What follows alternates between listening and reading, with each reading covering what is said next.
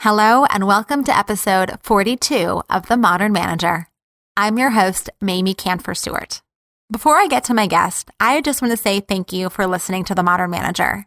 I've gotten some outreach recently, and it is just so wonderful to hear from all of you who are enjoying these episodes and learning from them and applying what you're learning to make your teams and organizations stronger and healthier places where people can thrive. I hope today's episode will be just as powerful as some of the last ones. So today I talk with guest Oscar Trimboli. Oscar is on a quest to create 100 million deep listeners in the world.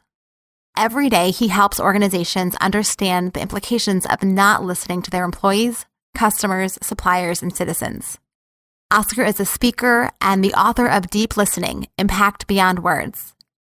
He works with organizations all over the world and has experienced firsthand the transformational impact that leaders and organizations can have when they listen beyond words.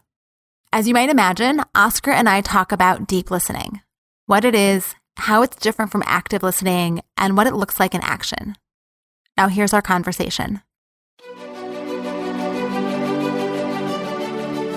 You're listening to The Modern Manager, a podcast dedicated to helping you be a rockstar boss with a thriving team. Whether you're looking to upgrade your meetings, cultivate your team, or grow as a leader, this podcast is for you. Now here's your host, Mamie Canfor-Stewart. Oscar, I am so excited that you are joining me today for so many reasons, but I want to just mention something that you said when we were first getting on the call, which was that deep listening is the hack for productivity and effectiveness in the next kind of year/century. And I think you are so spot on. And the idea that we spend so much time talking and learning how to communicate externally, and we don't spend nearly enough time learning and thinking about how do we be receivers of information. We spend 55% of our day listening at a minimum. The more senior you are, the higher that number is. So if you're a leader of leaders, you're going to be spending nearly 75% of your day listening. And if you're an executive leader, you're going to be spending up to 83% of your day listening. Yet none of us have been taught how. Nobody can remember their listening teacher. Nobody knows the simple plus, minus, divide and subtract of listening. So we've spent the 20th century learning how to speak, and look where that's got us. It's got us into meetings that run over time, that create confusion, that aren't clear, and then we come back a week, a month later, and we look at each other and say, wow, we really haven't got as much done as we thought we did, or we did something that we realized wasn't what that person said originally. So listening is the ultimate productivity hack for the 21st century. It's so beautifully said. And the other piece that I thought was really interesting when I was looking at your book and your materials was the idea around distractions. I think that's another place where as a society, we've kind of gotten a little bit wrong. We spend so much time thinking about external distractions, email and social media and people walking down the hall and the busy office space. And we almost never talk about internal distractions, which you raise up as a critical component to being able to be a deep listener. So can you talk about that for a second? What these internal distractions, what does that mean?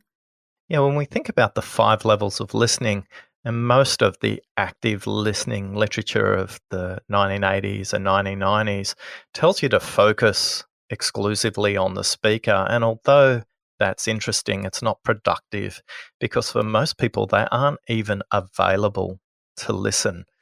The first person you need to listen to is yourself, and you need to have a mind that's clear of distractions. For most of us, we're walking from one meeting room to another, from one phone call to another, from one client meeting to another, from one supplier meeting to another, and we just have this continuous dialogue going on in our head. And it's happening right now while you're listening to this podcast. You're thinking about my travel arrangements for the weekend, or you're thinking about the dinner arrangements you need to make. And for some of you who are parents, you're thinking about your children and what they might be dealing with today, or you might need to take them to sport on the weekend. And while you're thinking about that, you're not available to listen to Mamie and me. So being clear of distractions, I've researched 1,410 people, and that's a 3-year study. And the top 3 things they struggle with when it comes to listening is attention, focus, and distractions. For most of us, those distractions we consider mostly are external. So if you want to listen more deeply, just switch your cell phone into flight mode. Even better, switch it off and put it out of sight. But the most simple thing you can do to improve your listening and remove distractions is breathe a little bit more deeply. There's a piece of research from 1993 that says, from the university in Canada, the deeper you breathe, the deeper you listen. And the science is really simple behind that. You're just getting more oxygen to the brain. So if you're struggling with distractions, take a deeper breath, hold it a little bit longer, and then exhale. If you do that 5 times between meetings, you'll be quite shocked what will happen.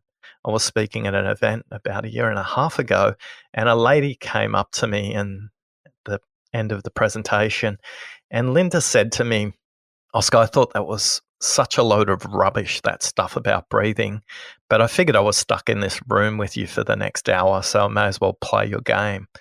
And I was shocked. You were right. As I breathed more deeply, I could hear the air conditioning in the convention center.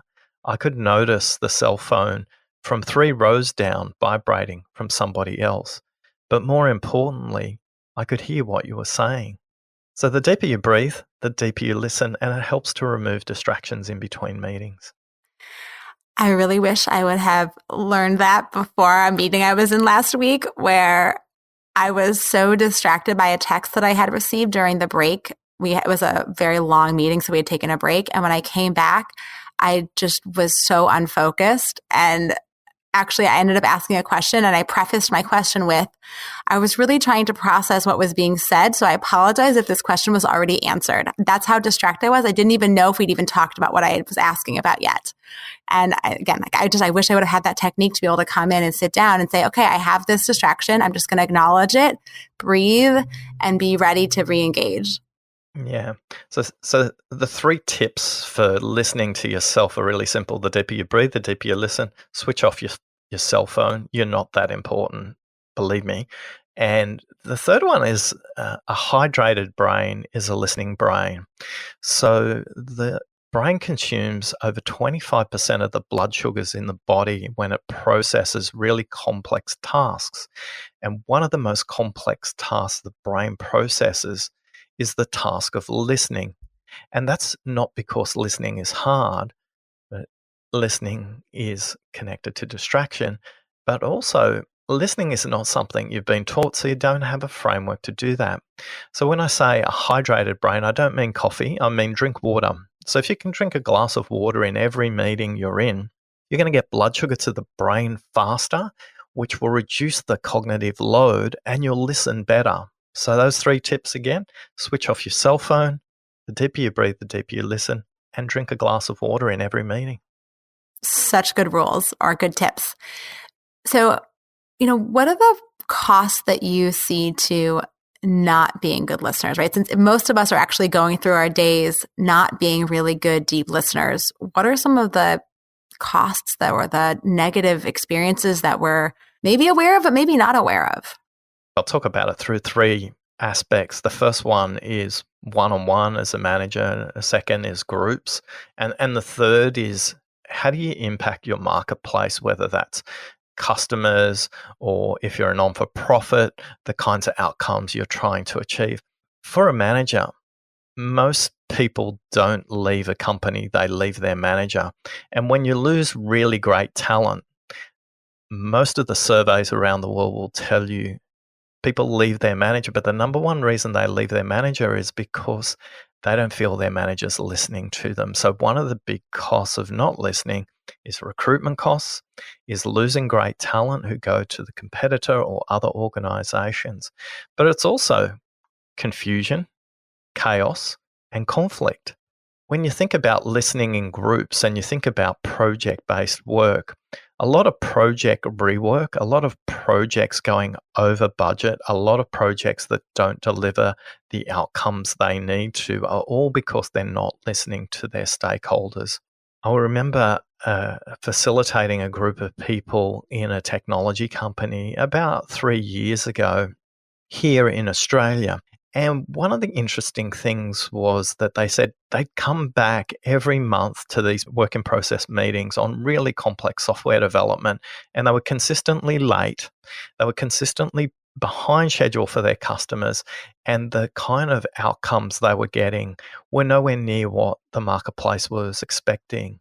And what was happening was the engineering team was coding what they thought they heard. They weren't taking the time to confirm what they'd heard with the people who were providing the input. So they weren't listening really well. In that case, the cost was in the millions of dollars, but the potential or the missed opportunity was massive as well.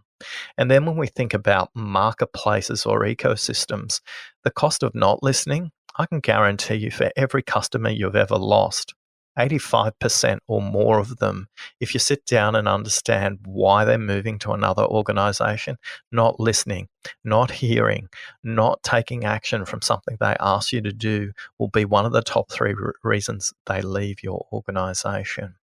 But not listening just creates a lot more friction in the workplace. Tasks become harder. So rather than it feeling simple, elegant, and fast, it feels like you're walking through a swamp. It takes so much more energy when you're not listening compared to when you are. People think listening takes more time. It does. But in doing that little bit of extra time, it means you're not repeating yourself in future meetings. What you'll find is if you listen more deeply, you'll get half a day back a week because you take the time to listen up front and you don't have to do the rework later.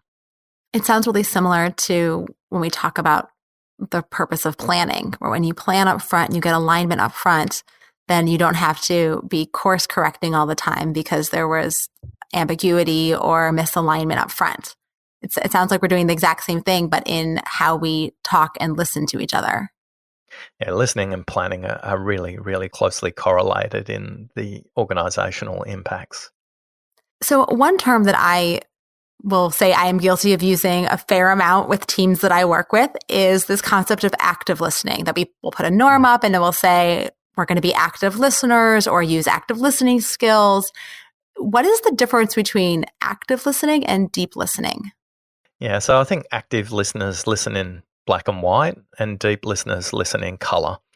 I think active listening is as useful a term as active breathing. You don't actively breathe, but there is a big difference once you've been taught how to breathe properly. For anybody who practices yoga, Pilates, or has exposure to principles of exercise, even opera singers or Olympic athletes, whether they're swimmers or runners, one of the first things they're always taught is how to breathe correctly, how to breathe from their diaphragm, and how to breathe in a way that doesn't seem natural. And the same is true of listening. We talk about this term called active listening, which started in the 1980s, became quite well known in the 1990s. And active listening deals with really two aspects of the 5 levels of listening. It deals with the content, and occasionally it deals with the context. People who have had exposure to active listening are taught to use verbal confirmation. So what I heard you say, Mamie, was, have I got that right? That's handy, but the most important thing is not what people have said. The 4th level of listening is listening to what's unsaid.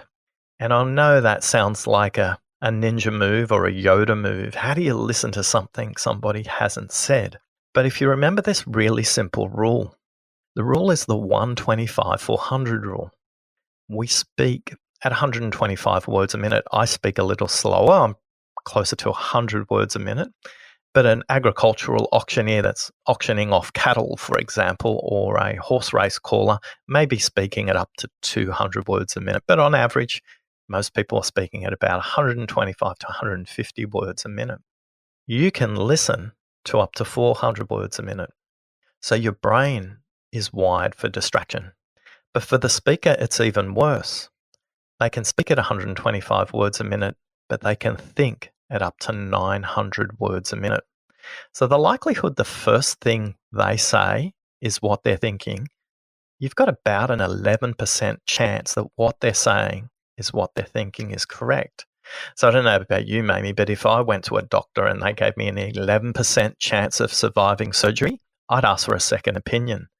But for most of us, we don't go and explore those other 800 words in the speaker's mind.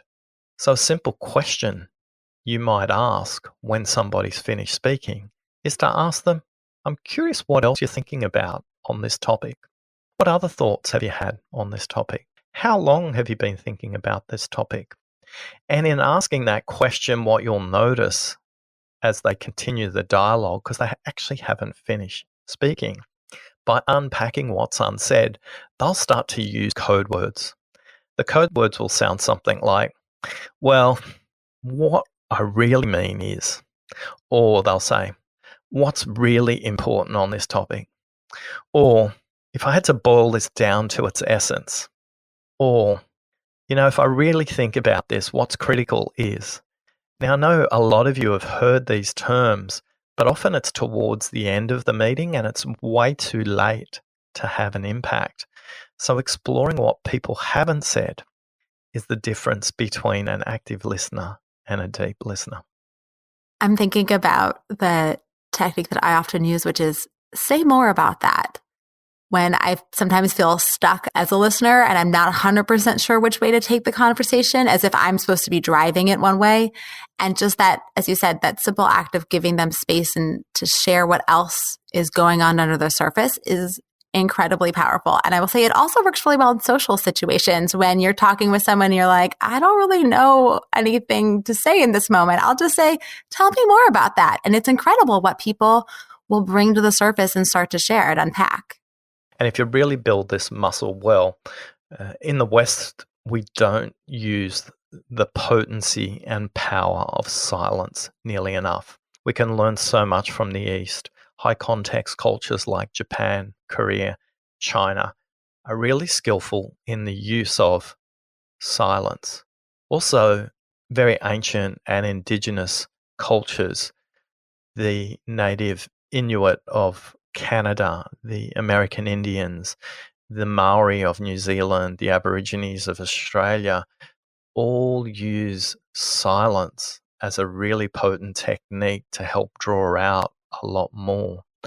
And what I always say to people is treat silence like it's another word. When they're speaking and they stop to draw breath, that's not your commercial break to jump in. That's your moment to give the silence they're creating respect and listen to it fully, listen to it completely, and understand that your silence will help them get to a deeper insight themselves as well.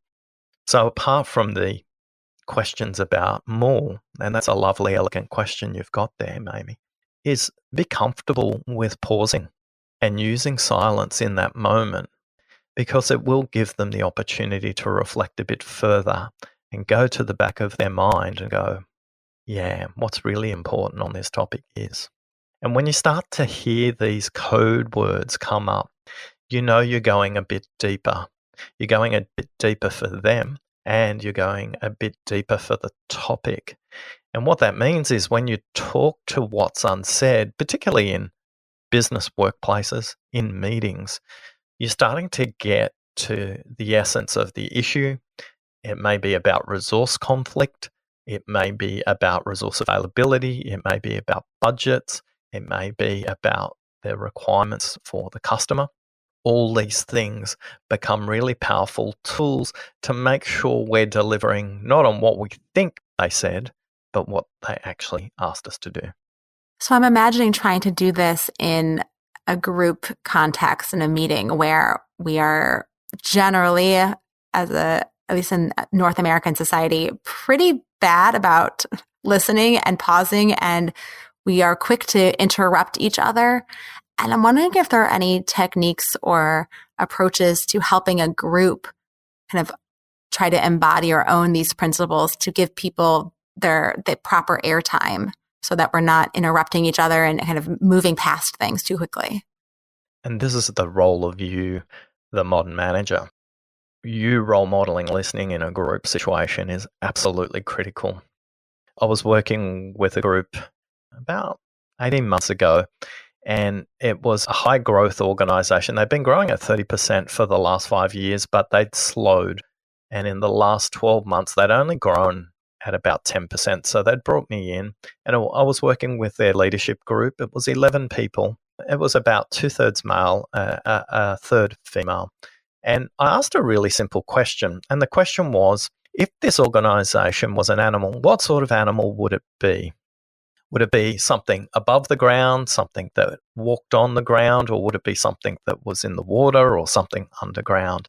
And as we went around the room, everybody described a soaring bird, an eagle, an osprey. All these birds moved swiftly, all these birds moved elegantly, and they could maneuver, and they were all above the ground. And as I went around the room, I noticed that Elaine hadn't spoken. And Elaine was a careful, considerate person. She chose her words very carefully. And the leader of the group went, well, okay, so we're an eagle, Oscar. What are we going to do with that? And I said, Tim, that's a great question. But I'd like to notice we haven't heard from everybody in the room so far. Elaine, I can see you've been thinking about this deeply. I invite you to share that with the group. And she paused. And she collected her thoughts, and it was probably about 5 seconds, and there was an impatience in the room as a result. She said, I'm confused because I thought it was obvious. I thought we're a snake. Now, I'll pause. Amy, what's going through your head right now? If I was to ask you to describe the characteristics of a snake, what would you describe? Oh, probably the pretty typical concepts that snakes are slimy or sneaky, that they are more on the evil side of the spectrum rather than the good side. Mm-hmm. So let's come back into the room in Melbourne. It's quite a tight room. It's one of those rooms that has no windows and no external light was coming in. And the minute she said snake, everybody in the room who'd already spoken stopped, literally stared at Eileen, and you could cut the tension in the room with a knife. But again, a skillful listener will use that silence deliberately to hold the space, and I did. And I held it for about 15 seconds. I'm sure everybody felt like it was an eternity. So I said, Elaine, I'm curious to explore more. And she said, to me, it's so obvious. A snake sheds its skin every season. And while we've been growing, we've been shedding our skin every season. We evolve and adapt exactly to what the customer needs. And like a snake, we realize we have to change and shed our skin if we invite a new season. But we've forgotten how to do that. And we've got last season's skin stuck on our scales. And the room breathed out. And there was a knowing in that moment. And everybody just went, yeah, we are a snake. We do shed our skin. And we've forgotten how. Now, what would be the cost of not inviting Eileen to offer that suggestion at that point? A massive missed opportunity. Let me fast forward and tell you what happened. They embraced the snake as a metaphor for the rest of the day. They started using different types of snakes as product code names. They created beanie snakes that they put on people's desks, and they incorporated this story into their sales presentations about how they shed their skin for their customer. They started to use many more snake metaphors, and it made them quite different from their competitors. But more importantly for the leadership team, they started to take the time to draw Eileen's ideas in more frequently, and her perspective helped to bring the business back towards the 20 and 30% growth rather than the 10% growth. And that's the highest level of listening. It's listening for meaning. And that's level 5 listening. But your role as the modern manager in the room is not always to ask everybody for a perspective, because that will become quite draining, quite mechanical. But the opposite is true too. If you only hear from the loudest voices in the room, you'll only hear the same opinions. So using this technique, it's a bit like sprinkling salt and pepper on a meal. So it's not the meal itself, but the salt and pepper creates contrast in the conversation and draws out differing perspectives. So if you want to take a challenge as the modern manager today, make sure you're not only listening to who's speaking, but notice who's not, and be skillful in drawing them into the conversation much sooner. Where this becomes frustrating is when you ask what's not said at the end of the meeting. So if you visualize a 1-hour meeting, which I'm totally against, by the way, there's a brilliant book called The 25-Minute Meeting by Donna McGeorge. I recommend that to all your listeners as a way for people to think about time differently in a meeting. But imagine you're in a 1-hour meeting and you ask for what's unsaid at the 45-minute mark or at the 50-minute mark. It's way too late for the conversation. You need to draw what's unsaid much earlier in the first third of the conversation. You want to expand and ensure all ideas are embraced right up front at the beginning of the meeting. Otherwise, those people who are very articulate, extroverts, they've run away with their idea. They already think it's implemented, even though you haven't left the meeting, and they're already moving on to the next idea. But those people who think a little bit more deeply, who are thinking about implementation, who are thinking about task and resource and making sure it happens, those people are thinking about, well, that's a good perspective, but have you taken this into account? Have you taken that into account? And their opinions are really valid if all they do is ask the question. So encourage those people. Notice not only what's not being said by who, but pose this question to really explore what's not said. If a customer was to listen to this conversation, what would they think we haven't discussed so far? And that's a really good way to get very internally orientated systems externally orientated. I feel like there's so much more we could explore. And I loved that story of looking for a meaning and making space for people who are quieter or who are doing that internal thinking or who've been kind of run past. But we don't have that much more time. So will you tell us about a manager that you had the pleasure of working for and what made him or her that rockstar modern manager in your life? Yes, Steve Howcroft is one of the most influential managers I've ever worked with in my life. And what Steve taught me was it's okay to fail. It's okay to be wrong. It's okay to admit it as a leader. And in being real, in admitting he didn't know everything, he created so much loyalty within his team. I would walk over broken coals for that man. I literally walked up Kilimanjaro with him 2 decades later in Africa. But he was real. He didn't pretend he had all the answers. He was very gifted. He was very intelligent. His capability around maths and project management was extraordinary. But it was his ability to know when he didn't know the answer and to use the group and his customers to discover the answer together that showed extraordinary humility, but also showed an extraordinary quality as a leader to go and create a coalition that says, by myself, I don't know, but together we know the answer. So what he did was he made it safe for employees to not say, I don't know the answer. He'd obviously want them to think it through. But when they didn't, he didn't want people to waste time trying to solve something by themselves because they couldn't find the answer. So Steve is a brilliant example of somebody who was willing to admit he didn't have all the answers. So working with him was fun. For him, working with us was fun, and it made it easier for him to recruit new people. And customers love working with us as well because they always knew maybe we didn't have the answer as an organization, but together between the customer and us, we could find the solution. Wonderful.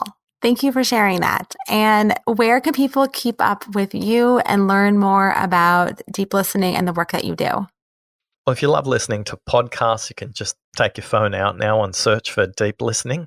And the Deep Listening podcast series is a series designed to interview experts on listening, whether that's foreign language interpreters or deaf interpreters in personal situations or or high court judges or air traffic controllers, people who have to listen in a workplace to really complex long-term listening scenarios. Or you can just go to my website, oscartrimboli.com, and you can track down the book, Deep Listening, the playing cards that you can use by yourself with your teams or in training sessions, or the Deep Listening Jigsaw Puzzle as well, which is a really fun game to play when you're trying to create a listening exercise for an offsite or a planning session. Thank you so much, Oscar. I feel like I have learned something today, and I love listening to you share all of your wisdom about listening. It's really been an honor. Thanks for listening. Wow, Oscar has so much wisdom and so many insights to share.